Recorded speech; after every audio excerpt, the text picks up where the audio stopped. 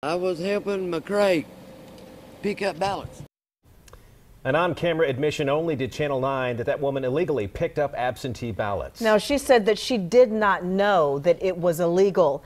Our Joe Bruno just got back from Bladen County, where he's been investigating the claims of election fraud. Yeah, I went door to door to find people who signed as a witness for these absentee ballots.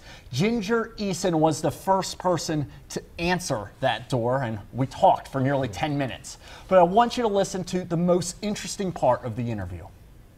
Did McCray tell you to pick up the ballots? Yeah, that's what we done. And then what did you do with the ballots after? Turn them in to him. Turn them into him. Did McCray pay you for the work? So McCray paid you. Where was McCray getting the money from? I don't know. I don't know. Yeah.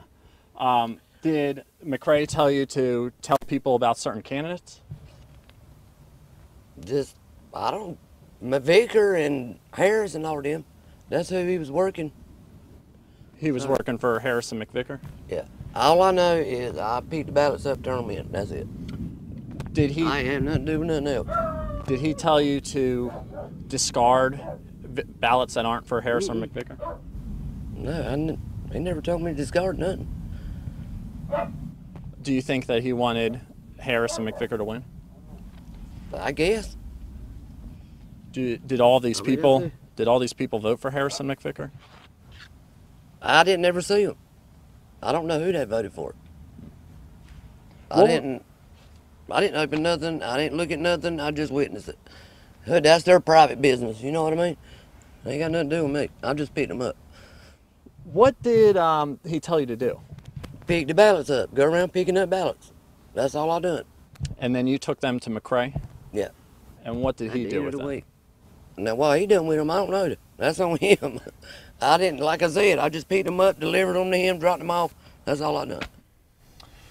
A clip of that exchange received more than 1 million impressions on Twitter, kind of just to give you an idea of how huge that admission was. That was just the first woman, though, who admitted she collected ballots. I spoke to another woman the next day. We'll have her interview later in the show. And Joe, she too said she did not know it was illegal. Yep. Thank you.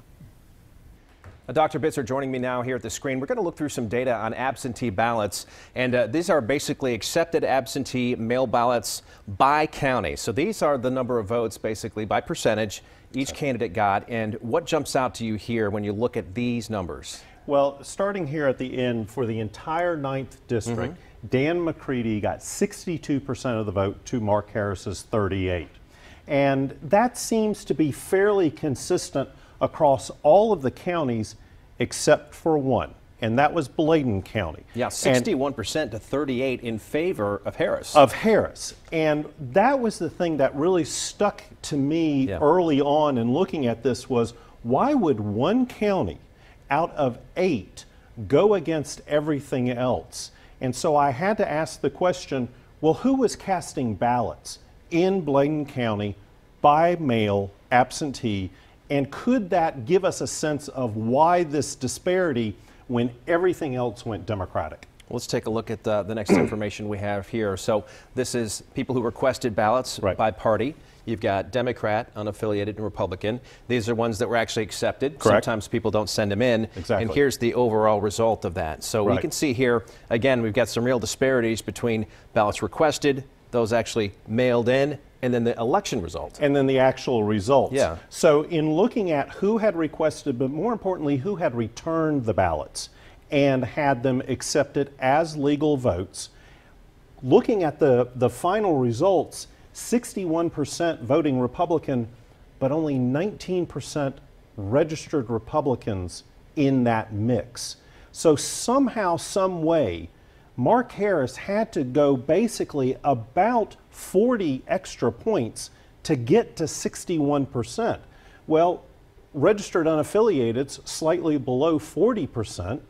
Maybe he got every unaffiliated voter. Unlikely, but let's say he did. Maybe he did. He would also have had to have some crossover Democrats, registered Democrats voting Republican. That happens in rural North Carolina, but at this level, that is what tipped me off to say, there's something else going on here. You and I have been discussing as well that sometimes people request a ballot, but for whatever reason, they don't mail in their ballot and they might vote. You said those numbers were really skewed in this election as well. That was the second thing that I looked at. After taking this into account, I said, well, how many folks actually returned, but what was the pool out there of eligibility? Statewide this year, among absentee by mail, the non-return rate was 16% across the state. Board, across the state. Within the 9th Congressional District, that non-return rate went up to 24%. Okay. I then looked at Bladen County. The non-return rate was 40%, one of the highest in the 8 counties in the district. That told me people were requesting but did not return. Why? That's a huge discrepancy. And considering what we know about people going out asking to take absentee ballots and promising to turn them in, the question is, if someone had voted for McCready, could that ballot have been disposed of? This was my finding before the affidavits were released. Once the affidavits were released by the State Democratic Party, I knew something was up. Because it matched what you were, right, and the state investigators are now looking at. So there was concern about, did something happen in the 2016 primary, in the May primary in 2018 in the general election. Right. So we have this graph here that shows you from the 2016 primary, Todd Johnson, who also worked with Dowless, crushing it, getting 221 of the absentee votes. And in 2018, again, Mark Harris, again affiliated with Dowless there in Bladen County, 437 absentee to Robert Pittenger's just 17. You say this number right here, considering Pittenger was an incumbent, was an incredible disparity. It really is. This 2016 was an open seat election, so there was no incumbent favored. They didn't have any kind of advantage. When you're talking about an incumbent in this election who is scandal-free, who is fairly well popular within the district, and to be destroyed in political science terms in this kind of a context, that means there had to either been a huge backlash against Robert Pittenger in Bladen County, or something else was going on. So we were talking about this to us jumps out, to the average eye jumps out, but in any other election, something like this may have happened, but might never have been scrutinized. So you were saying because this race is so close, that stands out, but in most elections, people would just ignore this data. Right, because absentee by mail ballots typically make up about 2 to 4% of all the ballots cast. Small part. It's a small part. Absentee in person, election day, the bulk, the vast majority. Something like this happens, and it's just a small part of it, it could get washed out under the radar. All right, some great analysis there, and of course, we'll continue to dig through the data.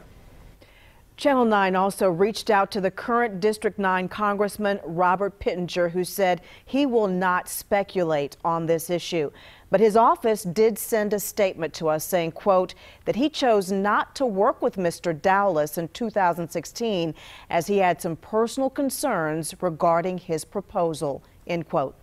Right now, there are 2 separate investigations into ballots in Bladen County, one from the State Board of Elections and another from the Wake County District Attorney.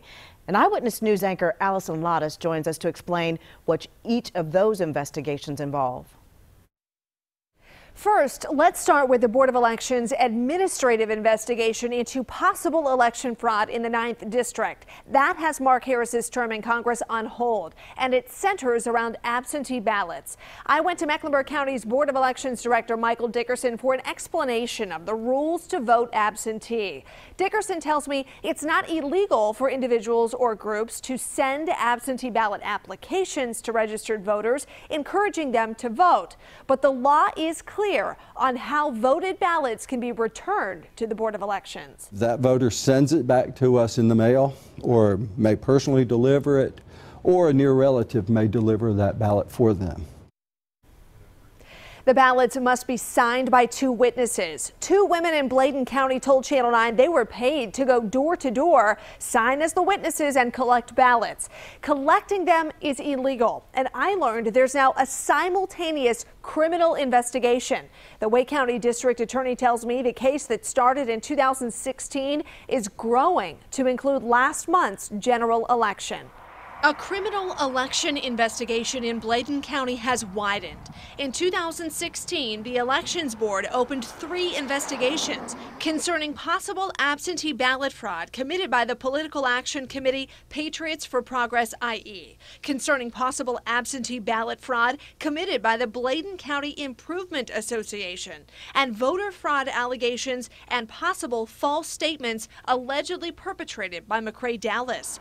The Wake County District Attorney Lauren Freeman told me by phone her office is also looking at last month's general election and the May primary. The allegations seem to be related and involving the same individuals. And is Mr. Dowless one of those? I am not at this point going to name any specific individuals of the investigation. The probe focuses on the collection of absentee ballots. There are statutes that make it a felony offense to violate those procedures, specifically, collecting, for example, ballots from individuals that have been voted, and instead of letting them themselves turn them in, is a felony under North Carolina law. District Attorney Freeman told me her criminal investigation was solely focusing on Bladen County. But after I discovered similarities in witness signatures on absentee ballot envelopes in Robeson County, I've asked if the criminal case will expand there, too.